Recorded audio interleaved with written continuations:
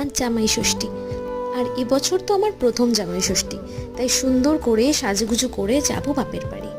এই শাড়িটা আমি ভাত কাপড়ে পেয়েছিলাম। শাড়িটা প্রথম দিন থেকেই আমার খুব পছন্দ হয়েছিল এবং কিভাবে লুকটাকে এক্সিকিউট করব সেটাও ভেবে রেখেছিলাম। তো সেই অনুযায়ী আমি একটা মারুন স্লিভলেস ব্লাউজের সাথে এটা পেয়ার করেছি।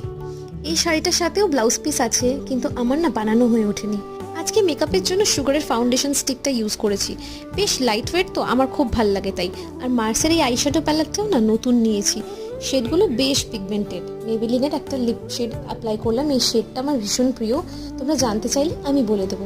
আর সিঁদুর পরার এই টেকনিকটা না আমি পারুল গার্গের থেকে শিখেছি। এটা কিন্তু আজকেই ফার্স্ট ট্রাই করলাম, তোমরাও ট্রাই করে দেখতে পারো।